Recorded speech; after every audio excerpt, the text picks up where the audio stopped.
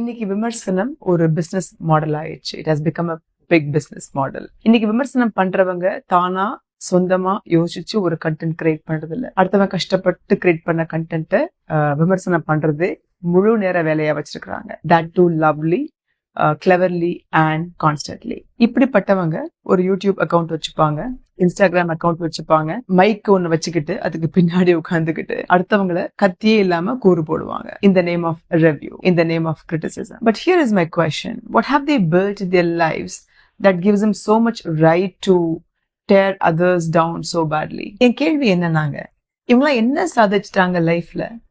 அடுத்தவங்களை வந்து கூறு போடுறதுக்கு ரைட்ஸ் எடுத்துக்கிறாங்க. யார் இந்த உரிமையை அவங்களுக்கு கொடுத்தது? 1 கோடி போட்டு ஒருத்தவங்க படம் எடுக்கிறாங்க, 1000 கோடி போட்டும் படம் எடுக்கிறாங்க. ஆனா எதுவுமே பண்ணாம இங்க மைக்குக்கு பின்னாடி உட்காந்துக்கிட்டு படம் நல்லா இல்லை, நல்ல கதை இல்லை, அந்த ஹீரோ மொக்க, இந்த ஹீரோயின் மொக்க, அண்ட் டைரக்டருக்கு அறிவு இல்லை, ப்ரொடியூசருக்கு தெளிவு இல்லை. யாரு நீங்க அதெல்லாம் சொல்றதுக்கு? அவங்க அந்த ஒவ்வொரு படம் எடுக்கிறதுக்கு எத்தனை ஸ்லீப்லெஸ் நைட்ஸ் தியாகம் பண்ணியிருப்பாங்க தெரியுமா? எத்தனை பேர் அவங்க வந்து பிச்சை எடுத்து வாய்ப்பு கொடுங்கன்னு கேட்டு கடைசியில வந்த வாய்ப்புல அவங்க வாழ்ந்துட்டு இருப்பாங்க தெரியுமா? எத்தனை பினான்சியல் ரிஸ்க் தெரியுமா? அவங்க ஃபேமிலியில எத்தனை லாசஸ் தெரியுமா? எதுவுமே தெரியாம மைக் பின்னாடி உட்காந்து பேசுறது நியாயமா?